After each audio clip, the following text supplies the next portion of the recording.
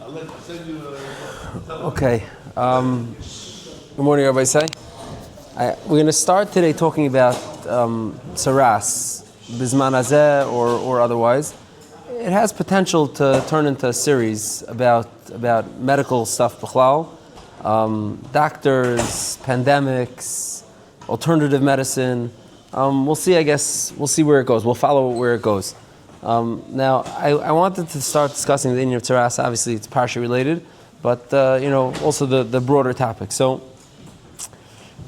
I'm not sure if it's appropriate to say this, but I'll just there's a very famous non-Jewish woman by the name of Mother Teresa. I think everyone's heard of Mother Teresa.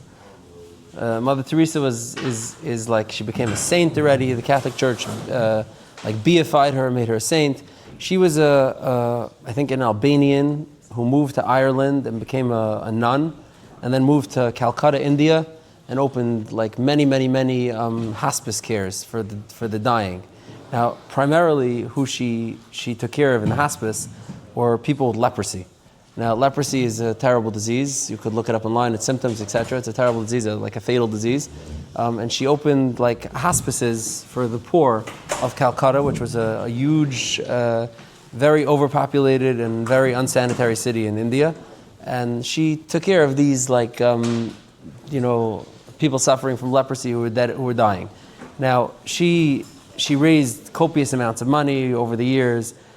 Eventually, like hundreds and hundreds of these places opened, and she has thousands of nuns working in her thing. Now, Achrei Moisa, there's like a little bit of a second look that people are taking to see if she was really such a big tzaddikus or not. Now, putting aside the fact that she was a big missionary and she was always trying to convert the people in these hospices, but there was a second nakuda that people were paying more attention to, and that's as follows. Leprosy is officially known as Hansen's disease. It was discovered in 1872. The exact biology of Hansen's disease was discovered in 1872 by a French doctor. And over time, the care for leprosy got better and better. Today, leprosy has come out eradicated. You don't see a lot of people who are lepratic, and there's treatment and there's protocols and etc. But over time, during the 1900s, when her hospices were open, treatment was improving, especially pain management was improving, and in her facilities, they would not try to cure them or to deal with their pain or whatever. And when people would ask her that everyone's really suffering in squalor over here and it's really terrible, it's not, no one's getting, everyone's really suffering, she would say, isn't there something beautiful about the way the poor accept their suffering? It's so reminiscent of the way JC, died on the cross. That was her take on it. And because of that, people today are looking back and saying it seems like withholding available medical care and available pain management from very ill people, because she saw it as some sort of so to speak, like a ruchnistic experience, not a medical condition, a spiritual condition, and the way that they accepted their suffering and dealt with it was like a spiritual reaction, and that was beautiful. Now, what's interesting is that she's really coming from a very religious perspective, because Tzaraas, as we'll discuss now, is very likely a spiritual condition and not a medical condition. So I wanted to talk about Tzaraas in that way a little bit. Now, the truth is that in the earliest translations of the Torah, starting from the Septuagint, from Talmud HaMelech, like the Gemara Megillah refers to, and later Latin translations, the taich of Tzaraas in the Torah was always leprosy. Lepra, which is the Latin word, and then eventually leprosy. The taich of Tzaraas in the Torah was leprosy, and because of that, I think every kid in school probably even still, if they taich this way, taiches Tzaraas as leprosy. Now, the truth is that Tzaraas and leprosy, Tzaraas, as the Torah describes it, with all the simanim the Torah gives it, so nigei habayis and nigei begadim and nigei adam, have very, very little to do with the symptoms of leprosy. They're both skin rashes, or present themselves as skin rashes, but they have very little similarities to each other in a real way. Now, the chayikrim, different achronim who were into this, spent a lot of effort showing and exposing, so to speak, that Tzaraas is not leprosy. Now, I want to sample from Rav Hirsch in the end of Parshas Tazria, who has a long maracha about this, and just show Pashat a few chilukim that tell you what it is and what it isn't. And then we'll talk about how it tells Zechais today. Now, Rav Hirsch, in this shtickle in the end of Parshas Tazria, he brings this out. He says that people say that Tzaraas is leprosy, and Adarabah, it's a beautiful raya to the Torah's knowledge, is that the Torah understood about isolating contagions. Meaning Tzaraas, leprosy is a very contagious disease. It passes, from one human to another very quickly. and therefore when there's outbreaks, it spreads like wildfire. And the Torah understood that you have to isolate people who have leprosy, put them in lepers colonies, make sure they stay away from everybody, which is why the Mitzrayim would go mechutz lamachana, and they couldn't be near their wives, and they couldn't be near their children, and they had to be observed and see if it was healing or not healing, and the size of it, etc. And people found like some sort of beauty in that the Torah, which was given thousands of years before modern protocols for leprosy existed or were invented, already knew about leprosy. He says Hirsch, it's a nice feeling, but that's b'chlal not what it is. He says it's a toyus. He says in the Torah, isolating them has nothing to do with isolating contagious diseases. And he says, I'll bring you a few rayas, he says. He says, for example, I want to read, he says, Nivchein ata, as hilchas negoim, klaleim, prateim, ikrim, k'dei lekvayim, yesh hatzdaka lagdarasim takanos ketakanos. Let's see a little the klalim and the pratim of Tzaraas, and see if it matches up with the rules of contagion and leprosy. He says, Tzaraas amitis, which is shchin, einu metame ba'atzma. Shchin Mitzrayim, which was shchin ra shalitucha lihirafe, the pasuk says, that Tzaraas was not metame b'chlal. Because the Torah in Parashat Tzaraas says that if Tzaraas is on the whole body, not just in one area, it's not matama. He says, now ask yourself, he says, if Tzaraas is leprosy and it's about contagion, he says, if someone has lepratic sores on his whole body from head to toe, is he less in need of being segregated and isolated? He's more in need. And so the Torah says that's not matam b'chlal. It doesn't have to be separated, he says. Another thing he says is, he says the Torah says kama pamim that the michya, which is basar bari, is siman tuma. Like basar that looks healthy, surrounded by basar that doesn't look healthy, is considered Tzaraas. He says that's the opposite of the symptoms. Then he brings another thing. He says l'chol mari ene akayin. The pasuk says you need a kayin. He says if it's contagious and it's just about avoiding contagion, isolating people who have the contagious diseases, so what do you need l'mari akayin? So he says, some people say the Kahanim were just good doctors. That's what the Kahanim were. They were good doctors. He says, if it's just to avoid contagion, so just separate them. He says, for example, also, Tzaraas, the Mishnah Nagam says, is not metame until Klal Yisrael reached first of all, Tzaraas of a guy is not metame. The Mishnah Nagam says in Parakimel. Tzaraas of a Chav is not metame. He says, it doesn't matter. Contagion doesn't matter if it comes from a Jew or a non-Jew. If it's contagious and you want to isolate a contagion like leprosy, who cares who has it? He says, Tzaraas is ein neheges, at least in the beginning, until Klal Yisrael went to Eretz Yisrael. What's the difference if it's in Eretz Yisrael or Chutz La'aretz? It's contagious, it's contagious. For example, this is the Gemara Moed Katan of Zayin says that a chassan during the days of his Sheva Brachas or during Yom Tif, a kohen that rayas a negi doesn't see negis. He says essentially what we're encouraging is super spreader events. A chassan by his own wedding, when he's going to shake hands and hug hundreds of people, or someone on Yom Tif who's going to meet his entire extended family who's coming to be El Regel and then is going to redisperse through all the length and breadth of Eretz Yisrael. These are the times that Chazal say a kohen is not raya the negi. He says, how does that make sense if you're talking about contagion? If you're talking about contagion, it's ifchum mistaver. These are exactly the times that you should be concerned about contagion. So, and this goes on for pages and pages and pages of these rayas till he comes to the conclusion, and this is the conclusion of most I would say achrayim, is that leprosy has nothing to do with Tzaraas. Tzaraas is a spiritual disease. It's a special chiddush that the Torah that Hashem gave and created for particular circumstances, and it has nothing to do with the very common and easily spread disease called leprosy. Now, so now let's so what is Tzaraas? What is the spiritual underpinning of Tzaraas? So the Gemara in Erechin and Tesvav and Beis, in a famous Gemara that's discussing the seriousness of lashon hara, the Gemara brings interesting thing. The Gemara says, Amar Shlakish Ma'idach Siv Zayis Teres Zayis Tia Teres HaMetzayra. What does it mean Zayis Tia Teres HaMetzayra? Zayis Tia Terase Shal Moitzi Shemra.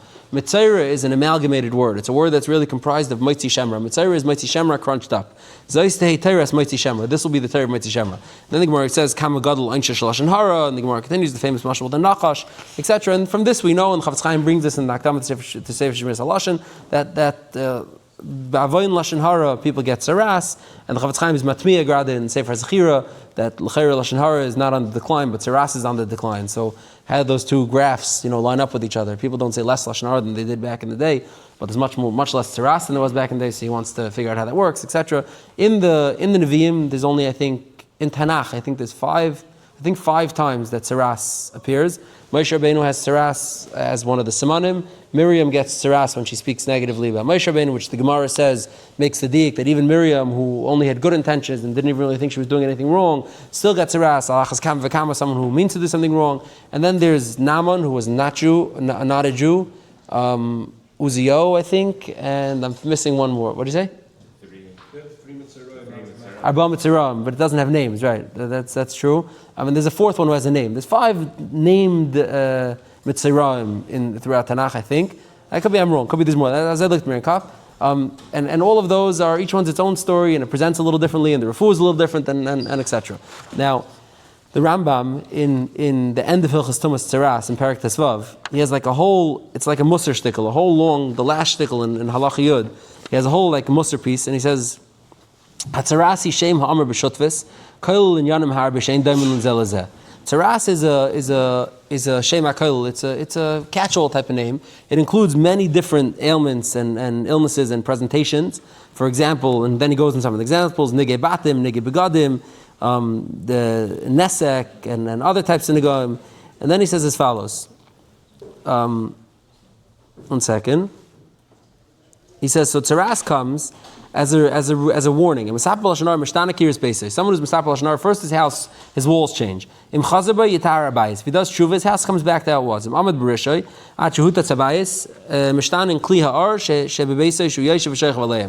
He says if he doesn't, and they destroy his house because of the Tzaraas, then his personal effects, his begadim and his things that he lay on, get Tzaraas. They become tar. Until finally gets to him. He says,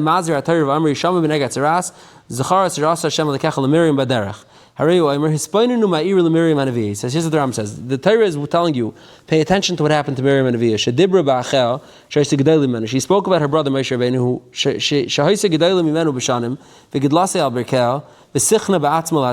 she was his older sister. She took care of him. She put herself in danger to save his life. And she didn't even say anything bad about him. She didn't really say anything bad. She just made an error that she compared him to all other Nevi'im and held him to the standard of other Nevi'im. And Moshe Rabbeinu himself didn't even take it personal. He wasn't even upset about it. Shenemar ve'ish Moshe anav ma'id. V'afal pikein miyad nensha b'tzaras kavachayim l'bnei adam harashayim atipshim shemarbim l'daber gedolos v'neflois lefichach roilim mishareitz l'chavan archaysav l'srachik me'shivasan and l'daber yimon kadei shelitvas adam b'rashes v'shalom v'sachlusam. Now the Rambam in this part I got like a big kick out of. He gives it like a description of how shmuzerai gets you in trouble. He says as follows: this is the normal schmoozing pattern. He says. First, people just schmooze about nothing. They just waste time. They talk about nothing. The natural outcropping of that is they come to talk about the gnus of the tzaddikim.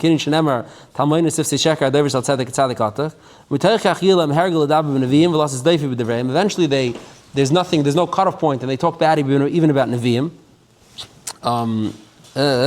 And then eventually, merely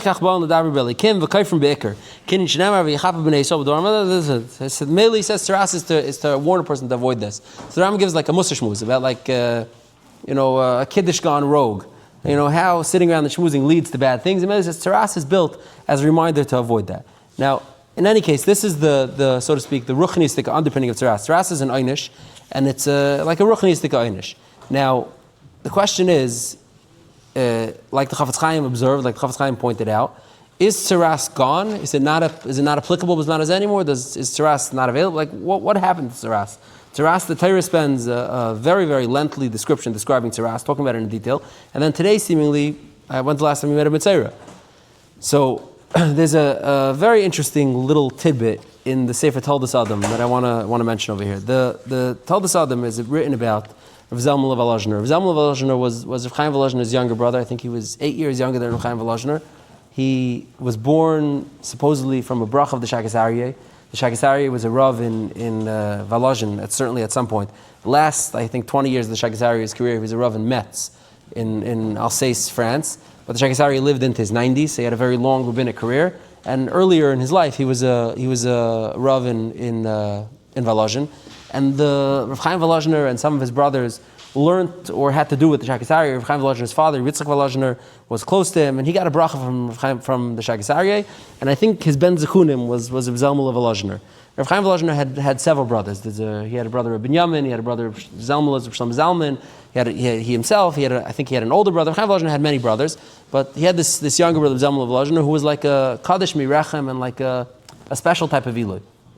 They say about him that He was making brachas from the time he was, a few months old.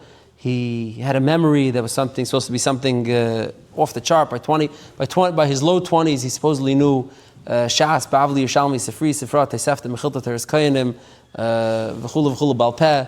Even though the Gaon who Rav Zalmala and Rav Chaim Volozhin learned by was against memorizing memorizing things, the Gaon wanted always to chazer inside.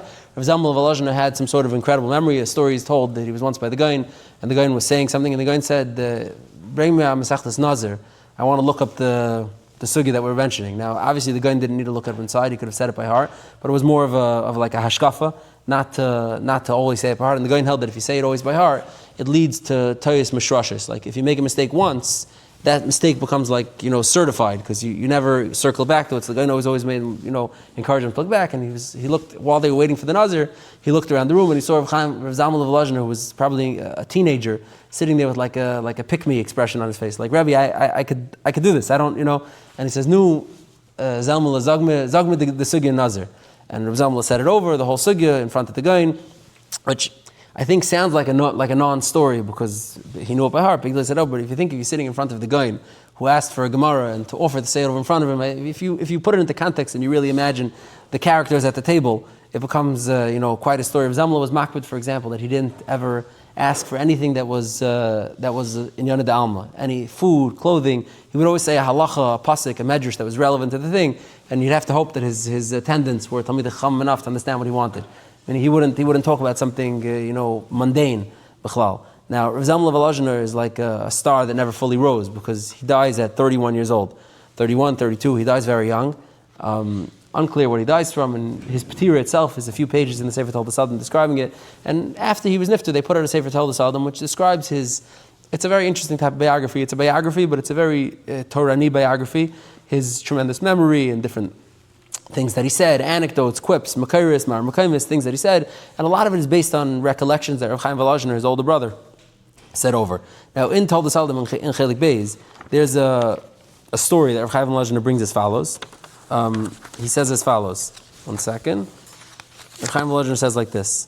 He says, "Siperli Rav Chaim Achiv," the author of the biography is writing, says, "Rav Chaim, his brother, told me, Pamachas zarcha Tzaraas ktana al regel atzadik. Once there was a small Tzaraas."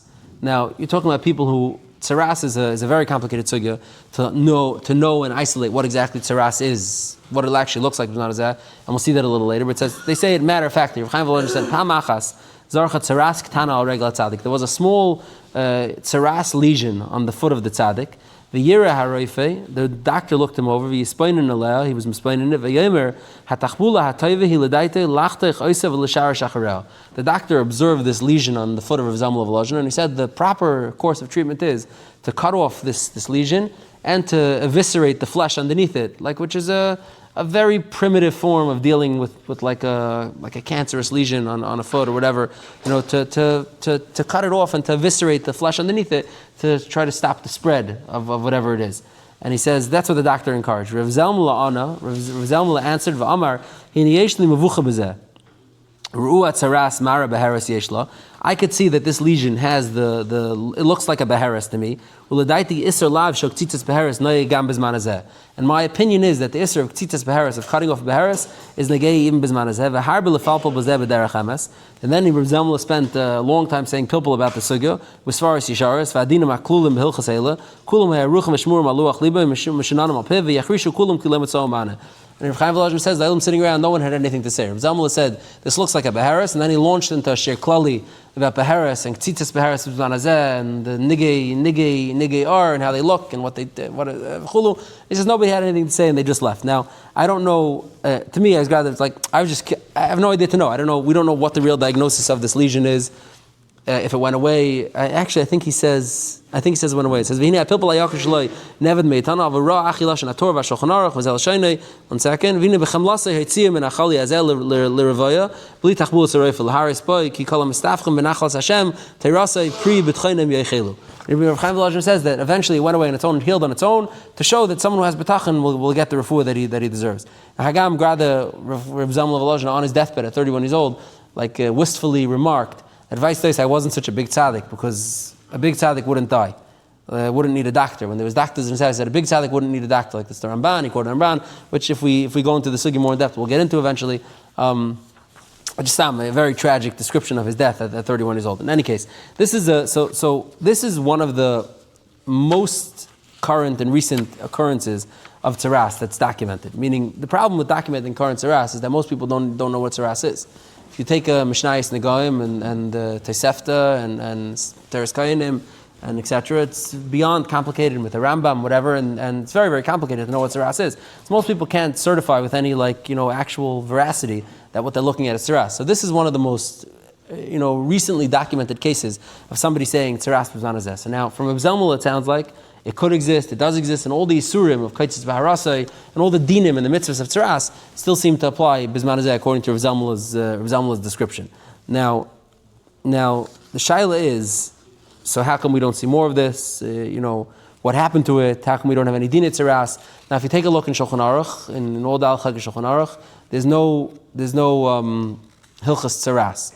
Kayidua, the Shulchan Aruch writes only halachas that negay b'zman hazeh, and therefore, since Tzaraas seemingly the Shulchan Aruch is not negay b'zman hazeh, there are no Hilchas Tzaraas. The Rambam, on the other hand, in Taira has Hilchas Tumas Tzaraas because the Rambam writes things that even Hilchas al-Mashicha, the Rambam has Karbanis, the Rambam has Taira, the Rambam has all the halachas that were not negay b'zman hazeh, in the hope that they will be negay whenever they are negay. In Shulchan Aruch, there are no such halachas with Hilchas Tzaraas. Now, what's interesting is that there are 2 times, really 3, but 2.5 times that the Shulchan Aruch mentions Tzaraas, Ladina, which implies that maybe the Shulchan Aruch Tzaraas could exist. They're as follows. The Shulchan Aruch in Hilchas Mila, in Siman Reish Samach Vav, based on a Sugi Arucha and Shabbos and Daf Kuf Lamed Beis, that discusses someone who has a baby who's born with Tzaraas on the Makkah Mila. And the shaila is, are you allowed to give a Mila to such a baby? Is it considered Kaitzis B'harasai? Sugi of Eser Deichalois Asay? What takes precedence? Lav Asay? Mila, not Mila B'zmanim, Mishalei B'zmanim. It's a whole long Arichas and Amun and half a Gemara in Shabbos. And the Shulchan Aruch in Hilchas Mila and Siman Reish Samach Vav brings down this din of giving a milah to a baby who has Tzaraas. Additionally, the Shulchan Aruch in Siman Lamed Ches, in Hilchos Tefillin, the end of Hilchos Tefillin, in Lamed Ches, in Siman Sif Yud Gimel, Shulchan Aruch says that a Mitzayra is aser to wear tefillin. Menuda and Mitzayra aser l'ilbish tefillin. Menuda and Mitzayra, that's a very practical halacha the Shulchan Aruch is bringing down, about a very, Zman Hazedek halacha about a Mitzayra, and saying they don't wear tefillin. Now, rather, the Mishabur brings down and that the Goyin, and Mishmur doesn't bring down the Baal Tanya, but the Baal Tanya as well. The Goyin, the Baal Tanya, and others are chaylik on this din and say we paskin that a Mitzayra does put on tefillin. They don't even hold like this din in Shulchan Aruch. But the Shulchan Aruch is bringing down this din about a Mitzayra putting on tefillin, not putting on tefillin, which again implies that it's somewhat of a modern day occurrence. But by and large in the Shulchan Aruch there is no organized section called Hilchas Tzaraas. That's not brought down widely b'chlal. And if you look in the Chuvas, like throughout the Chuvas of the Deiris, there's very, very mamish a whisper of Chuvas about Tzaraas. Very, very few and far in between.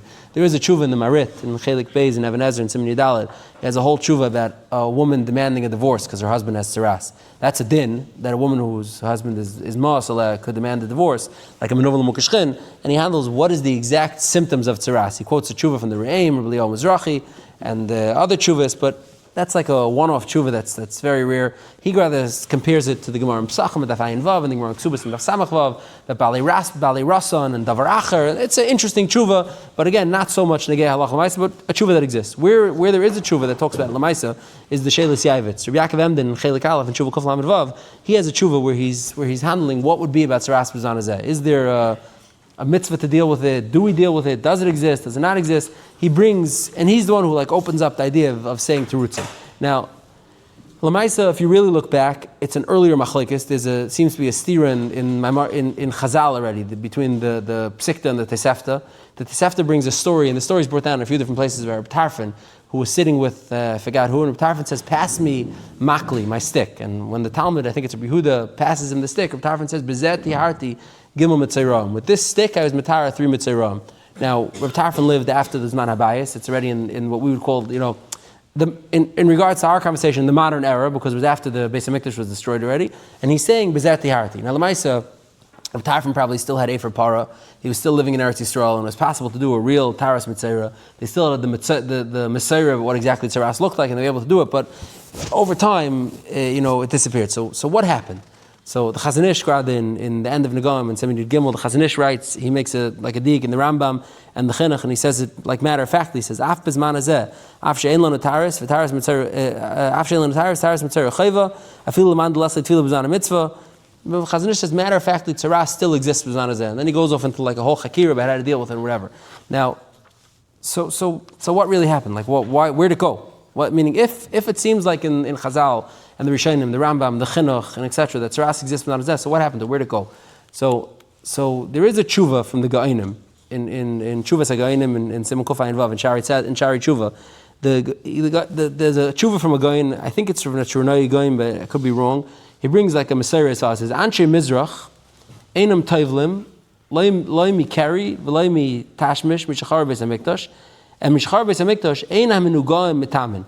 Tzaraas, the Menugaim are not Mitamin anymore. Mishachar Beis Hamikdash. B'zman hazeh Chas v'Shalom Yei Talmid a Chacham Mitzaira. If there be a Talmid or a Chacham who has Tzaraas, Ein Doichen Ois Elohim Beis HaKnesses V'Elohim Beis HaMedrash the Leka Hashta V'Hayim HaChanech HaKadosh. There's no B'zman hazeh V'Hayim HaChanech HaKadosh. Now, the Tshuvas HaGa'inim was opening up the idea that we're not noyig to deal with Tzaraas anymore. He doesn't say why.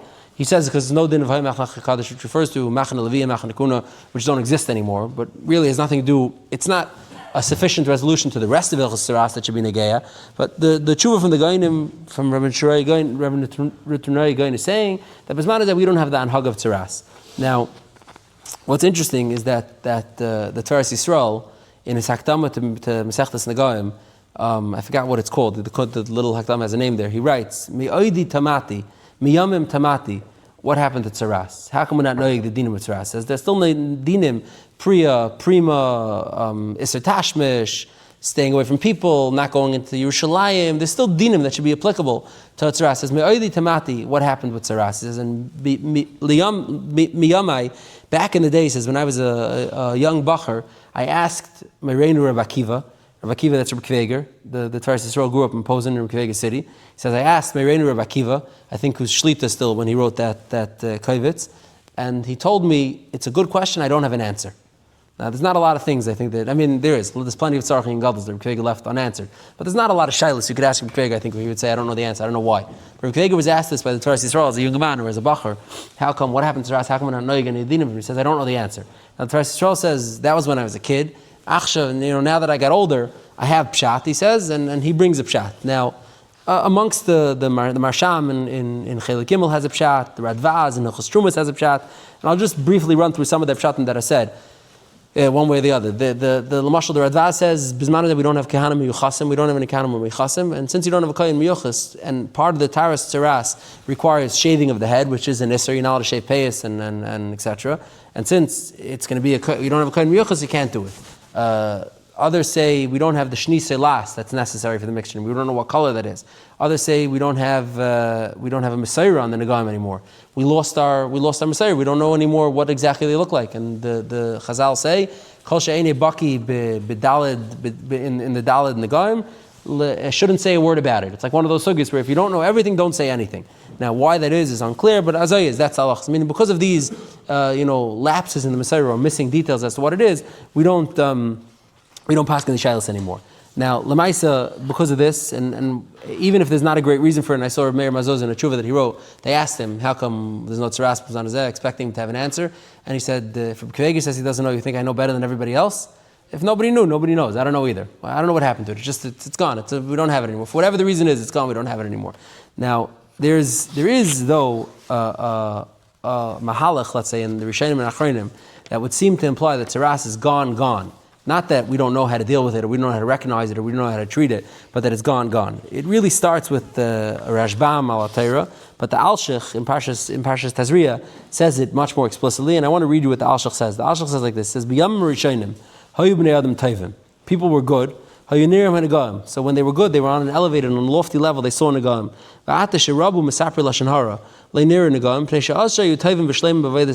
in the day, when they were Tovim and Shleim and Avodas Hashem, if they became nislachach, dirtied by the Chet of Lashon Hara, the body was like physically repulsed by the tumah of Lashon Hara and the tumah that was imposed on it. It was physically repulsed. The body would kick it out on its own, and that would represent itself as like a physical ailment that would show up on the skin, some sort of disease that would show up. We're not that halig that tumah should have such a visceral reaction. Tumah with the rest of us is not really chaytzit, so the body doesn't kick it out anymore, the body doesn't push it out, so Tzaraas doesn't show itself anymore. Adam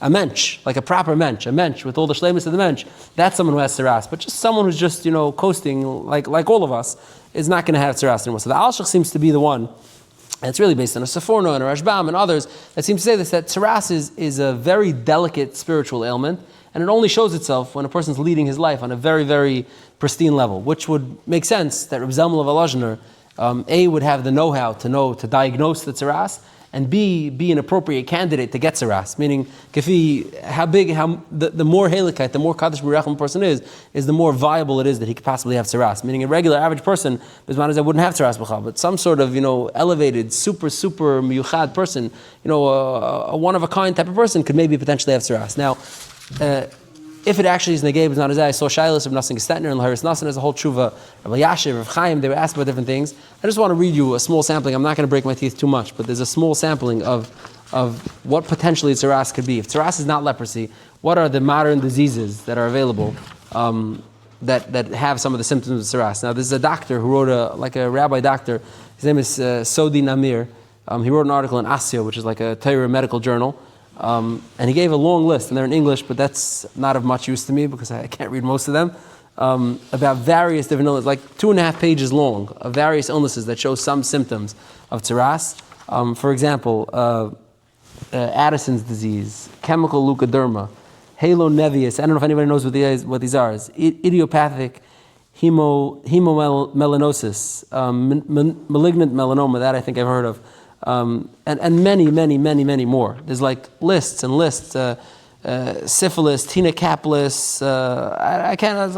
Lists and lists of various ones based on the symptoms that the Torah describes that could present as Tzaraas. Now, the nafkamina would be if someone leilenu has one of these diseases, is there nisr to be kaitzitz b'harasai? Meaning, if you hold like the deis that Tzaraas exists and it's just hard to diagnose, we just don't know. So maybe like misafik is a nisr of kaitzitz b'harasai. You know how to treat it, and this the Laharis Nassan talks about, or not. How do we hold? Now, the primary shaila where this is actually negeya is, and this no one should take this the wrong way, but one of the most matching diseases that match the symptoms of Tzaraas is male pattern baldness. Very, very common in men. Men losing their hair is one of the most easily applicable symptoms of Tzaraas that match. Nesek, which describes baldness, is a big machlekes rishonim, and I'm not going to get into the 3 machlekes rishonim, but the Ravid on his period in Pirush on Teres Kainim, and the Ravid is considered like the standard bearer when it comes to Teres Kainim, seems to learn Nesek is pashut baldness without any change in the skin color. No discoloration of the skin, just losing the hair in one in the location, like in a full location, is already Tzaraas. Now, would it be usher for a person to take creams or to have a hair transplant or to do laser treatments to regrow? Meaning, are these things considered kaitzis b'harasei? I saw langa tshuva. The short answer is no, obviously, but langa tshuva discussing this halacha.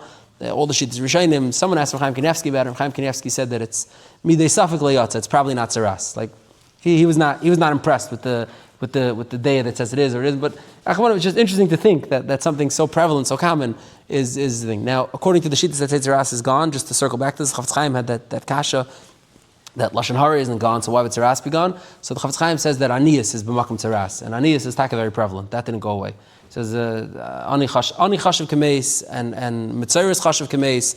So it's tzadashava, and therefore Hashem replaced Tzaraas with anias. That's what Chafetz Chaim says. In any case, whether it exists or doesn't exist, or whether these some relatively common medical conditions are Tzaraas is an open question to be continued with something loosely related to this, not directly related.